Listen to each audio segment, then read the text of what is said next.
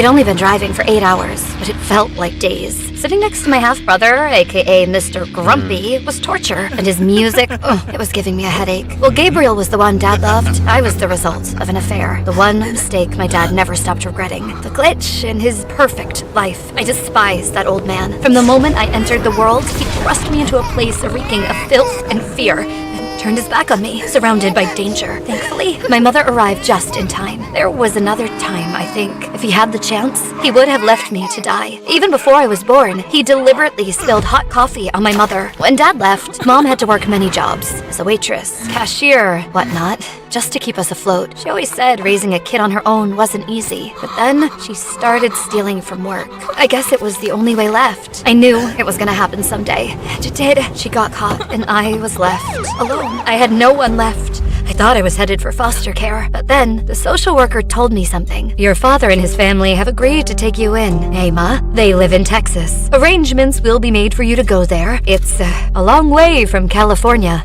Family. Yeah, right. The same family he left me and Mom for. I want to go live with them, but it's not like I had a choice. It was either them or foster care. Seriously? He shoved my hand away like I was some little kid. Jerk. But I couldn't say anything. My car, my rules. Sure thing. I hated him.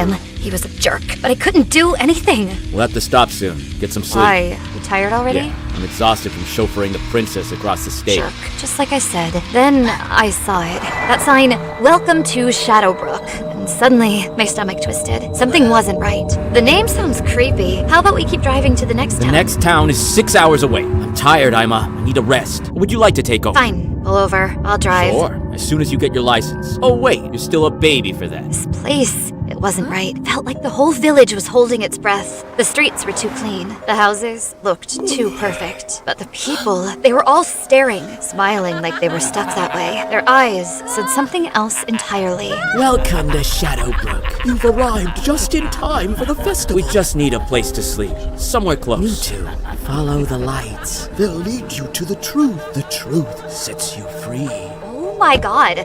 What was with their smiles? It seemed like they were auditioning for the next Smile movie. Some people enjoy being happy. The villager pointed to flickering lanterns in a narrow alley, their cold light casting creepy shadows. Gabriel drove toward them. We found a motel at the edge of Shadowbrook. It wasn't much, but it'd have to do. The staff, though? They seemed way too happy to see us. No electricity. The lanterns know what we need. Lanterns in 2025? It's just an old place, Ima. I couldn't shake it. The lanterns looked just weird. Gabriel went to his room, and the second I walked into mine, the unease got worse. But I had to spend the night here whether I liked it or not. And then I saw it.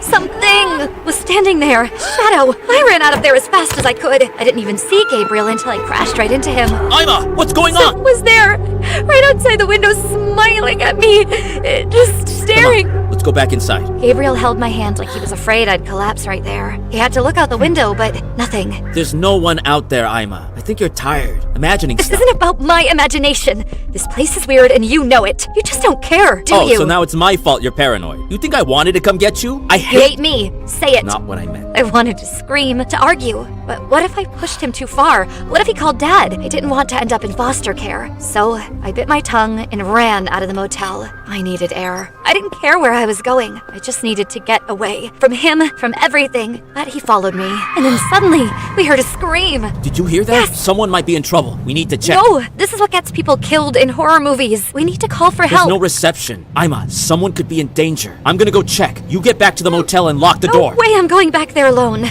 Strength in numbers, right? Let's go find out who's in the woods. Gabriel tried to argue, but I was going to stick with him. He finally agreed. The farther we went into the woods, the more I felt the eerie thing unfolding. The sound came from this direction. We're close. Gabriel, I don't like this. Maybe we should go back. I could feel something out there, watching us. And then I saw it. Something moving. Gabriel, I saw something. There, between the trees. What was that? That was our sign to leave. We need to run, now! The harder we ran, the more the forest seemed to swallow us whole. Every step we took only led us deeper into it. Where's the path? Where the hell is the path? We're trapped. We're trapped in here. We're together, okay? We'll find a way. Don't worry. For the first time, he spoke to me like he actually cared. And somehow, his words made me believe him. And then we saw it. Light. A way out, maybe? There! Over there! Let's go! Now! We kept running towards the light and then saw a building. It was a chapel. The moment we entered the chapel, it felt evil. The stench of rot, decay, and blood was everywhere. As I hovered my flashlight over the walls, I saw them. The symbols. They looked ancient. My hand brushed the cold stone wall. My body froze. I felt my soul sucked out of my body. Suddenly, Gabriel's panicked voice cut through the darkness as he gripped my shoulders. Ima, can you hear me? My head spun as the lantern lights flickered and blurred shapes loomed in front of me. It wasn't just a chapel. It was a place of sacrifice. I saw it, a girl tied on the altar. And then blood, the voices, the shadow, something ancient, something evil. And then it saw me. It wanted me too. What happened? Ima, talk Gabriel, to me! this place, it's evil, ancient evil. We have to leave.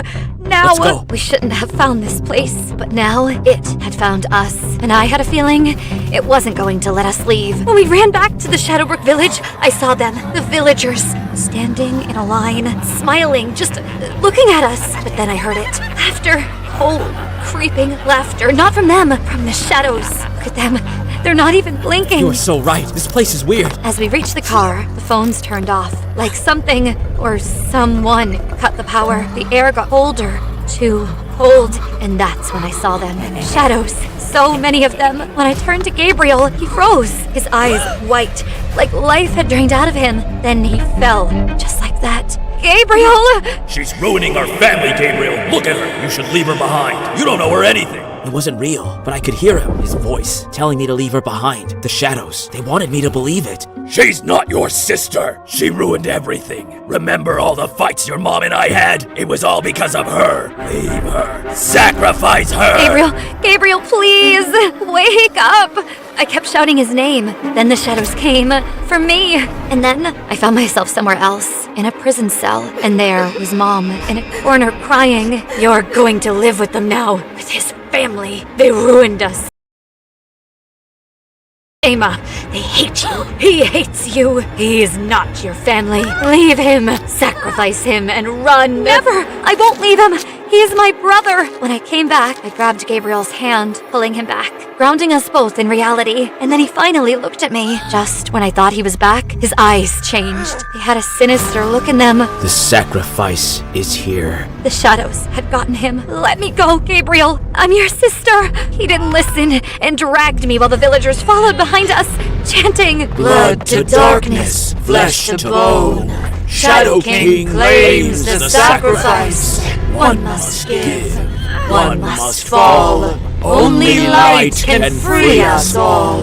Inside the chapel, Gabriel and a few villagers were dragging me toward the altar. Lanterns flickered all around, casting twisted shadows. I knew what this was. They were going to sacrifice me. For centuries, every midsummer, there is a sacrifice. I am pleased with this one. She's gorgeous. These lanterns carry the souls of those sacrificed before you. Their light flickers, but they remain trapped in this cursed place, as will you. I was going to die. No. Gabriel, please wake up, please. However, Gabriel was completely hypnotized by them. He gripped the knife tightly and moved toward me. But Gabriel wasn't lost after all. He hurled the knife at the Shadow King. The Shadow King staggered, and the villagers screamed, writhing in shared agony like hive mind. Amid the chaos, Gabriel lifted me and sprinted for the door. He slammed the door and secured it with a plank, fast, like he'd planned this, like he'd known what to do all along. No, you cannot escape. We ran into the woods, trying to reach the car. We needed to leave this damn town. But then, Shadow King appeared. You think you can run? There's no way out. One of you must stay and be the sacrifice, or you'll both be trapped here forever, like the villagers. Take me. Let her No, go. don't be stupid, Gabriel. Just go. He was ready to give himself up. I couldn't let him. Not for me. Then it hit me. That villager we met when we first entered the town. He said something about the truth. The truth sets you free. And the villagers, when they chanted, only light can free us all. Shadow fears the light. What is the light but the truth? You know what, Gabriel? I've always hated you. I hated your mom. I hated our dad. I hated everything you represented with a burning passion. But now I don't want you anymore. And I hated you too. I hated you for what you did to our family. There were times when I wished you and your mom never existed. No matter what, I cannot undo the truth. You're my sister. You'll always be. The moment we spoke our truths, the Shadow King started to tremble, and the sun finally rose, piercing through him. The truth! That was the light! The shadows couldn't survive it. The Shadow King roared, his form collapsing into dark wisps, vanishing into the night. The darkness shattered, and with it, the curse. The villagers were finally free from the Shadow King's control. We had survived. We left Shadowbrook right away. After hours of driving, the air felt lighter. We hadn't spoken since we left Shadowbrook. Then, Gabriel broke the silence. Hey, you want to pick something? Wow, thanks. And, Gabriel, I'm sorry. I hated you for a long time. It wasn't your fault. Life's just been hard. Yeah, same here. But now I get it. We've both been through hell, but it wasn't on us. We're still brother and sister. That's what matters. We weren't enemies anymore. We were siblings. We finally made it home. Finally, we could put the nightmare behind us. Welcome home, sister.